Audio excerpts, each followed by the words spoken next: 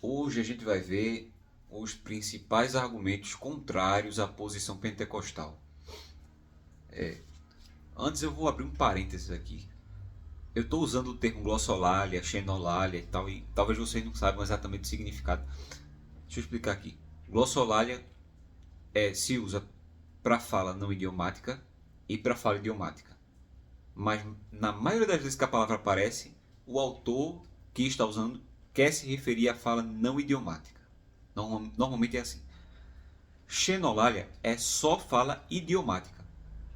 E êxtase religioso abarca as duas também. Tá?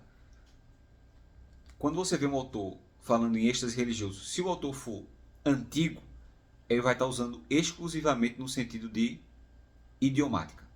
Se o autor for antigo. Se o autor for recente, aí ele vai ter que se explicar o que ele quer dizer, porque autores recentes já usam nos dois sentidos. Então, vamos começar. Né? Número 1. A palavra glossolalia não aparece na Bíblia nenhuma vez. Se Paulo quisesse se referir à fala não idiomática, ele tinha esse recurso. A palavra glossolalia existia, mas Paulo não usou. Ele usou glossa, que significa idioma. Se você olhar todos os dicionários de grego da face da terra, glossa, para eles, significa idioma. Glossa não poderia significar uma fala não idiomática. Não poderia ser um decanto rébia, por exemplo. Se nós pegarmos dicionários recentes, isso muda um pouco. Tá? Eu trouxe dois exemplos aqui de dicionários que trazem,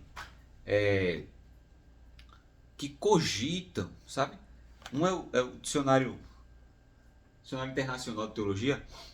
Ele cogita que o dom de Atos é um, o dom de 1 Coríntios é outro, e o dom de 1 Coríntios lá, embora ele não diga que glossa e glossolalia seja a mesma coisa, mas ele diz que aquela glossa de 1 Coríntios 14 pode ser uma fala não articulada. Veja, ele está cogitando.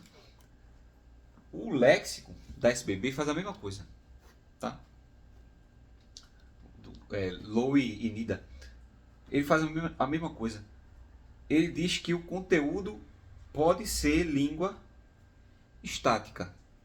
E aí ele pode ser estática, pode ser um pra talvez. Ele cogita.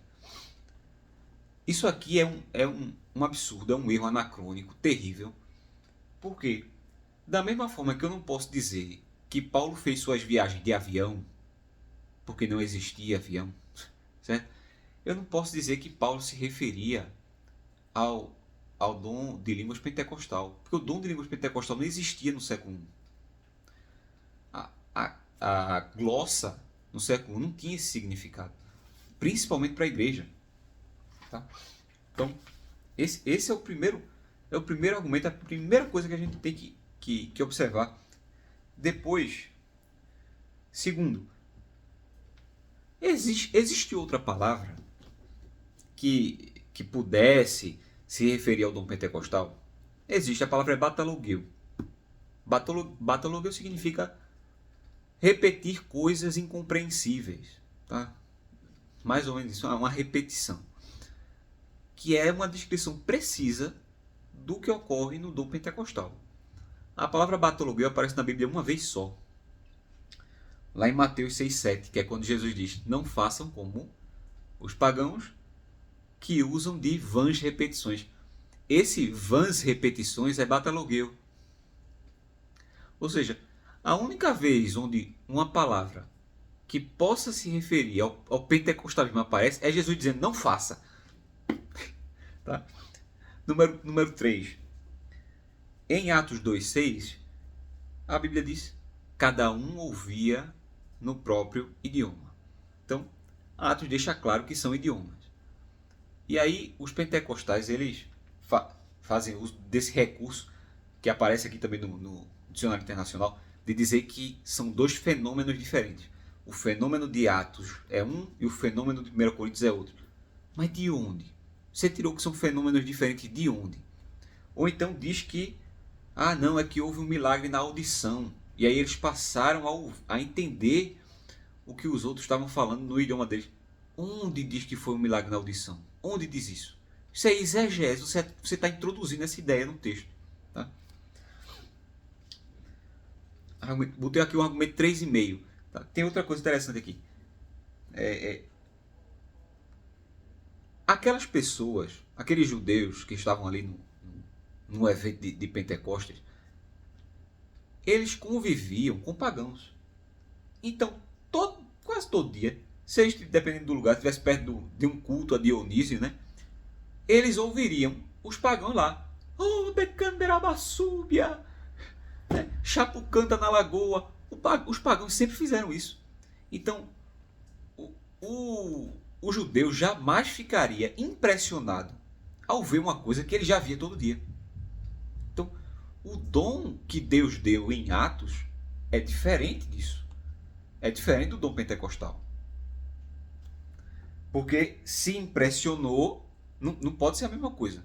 Porque a Bíblia diz que eles ficaram maravilhados. Eles iam ficar maravilhados com o negócio que eles viam todo dia. Tá? Quarto, em Atos 8, 9 ao 20, Lucas nos apresenta um homem chamado Simão o Mago. Lucas dá uma descrição interessante sobre Simão. Ele diz que era um grande mago que enganava muita gente. Deixa eu te dar um toque aí cultural da época. O que é que Lucas quer dizer com isso? Um mágico, ele consegue imitar os truques de outro mágico. Quando ele não consegue desvendar, ele pode comprar. Então ele chega para o mágico e diz: olha, me vende esse teu truque. Tá? Então Lucas está dizendo: olha, eu tenho aqui um grande mago, ou seja, que faz truque para enganar os outros. Tá? Tem um grande mago. E ele não foi capaz de imitar o dom de Deus.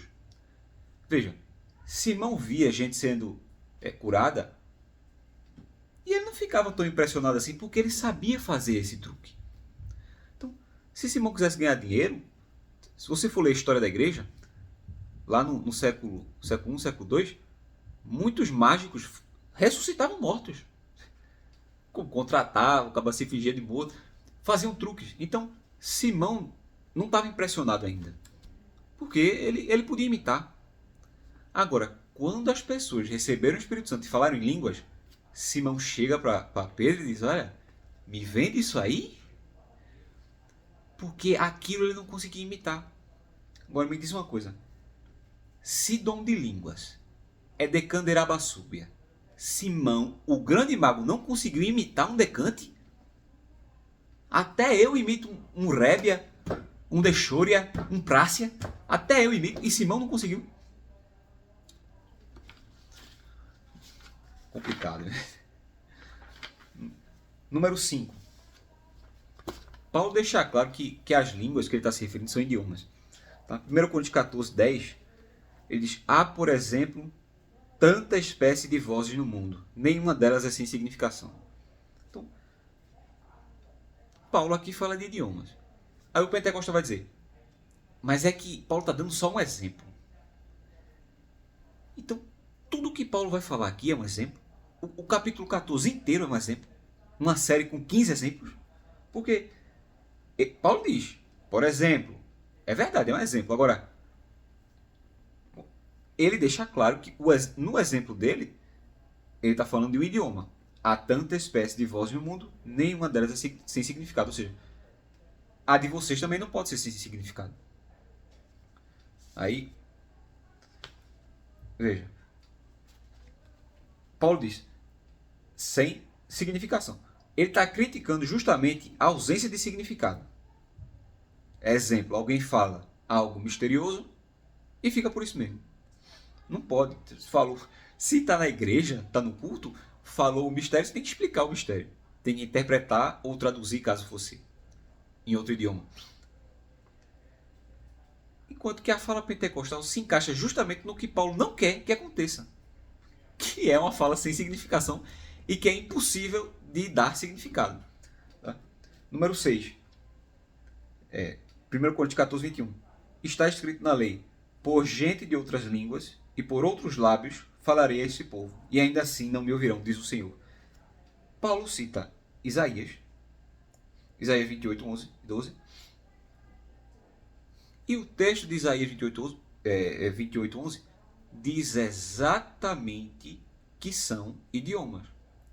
E o texto de Isaías é uma profecia do que viria a acontecer. Então, se a interpretação pentecostal estiver correta, Paulo deu apenas um exemplo desencontrado. Aí chega em 1 Coríntios 14, 21. Paulo cita um texto fora de contexto. Porque o texto que Paulo citou fala de idioma. E Paulo não está falando de idioma humano. Então Paulo meio que saiu um pouco do contexto. Né? Número 7. 1 Coríntios 14, 22. De sorte que as línguas são um sinal não para os fiéis, mas para os infiéis. E a profecia não é sinal para os infiéis, mas para os fiéis. Veja. Isso aqui só se aplica a xenolalia. Só se aplica ao dom de falar em outros idiomas. Não pode se aplicar ao dom pentecostal. Porque sinal, Paulo diz que é sinal para os infiéis. A palavra sinal aparece na Bíblia 38 vezes, meu irmão. Sempre significa algo sobrenatural, miraculoso, e que possui o efeito de convencimento. Tá? Justamente por ser algo que não pode ser imitado, que não se vê todo dia, que não se vê na natureza. Uma pessoa falar em uma língua que ela nunca aprendeu é algo sobrenatural, é algo que não se vê todo dia. Então imagine que eu sou um pagão, estamos eu e meu amigo aqui, meu amigo mal fala português, uma besta quadrada, uma anta, né? E estamos na igreja. Do nada, meu amigo começa a falar russo. E eu sou fluente em russo. Eu vou olhar. Eu convivi com esta criatura a vida inteira. Eu sei que ele mal fala português e agora ele está falando russo. Então, fala idiomática, falar um idioma que nunca aprendeu, é um baita de um dom. Então é um sinal para os infiéis. Então Paulo poderia estar falando, não é? Agora, se eu vejo o meu amigo e ele começa Chapo canta na lagoa, Siri andando na praia, meu amigo, isso não é um sinal. Veja, tem 38 versículos para você se convencer de que isso não é um sinal.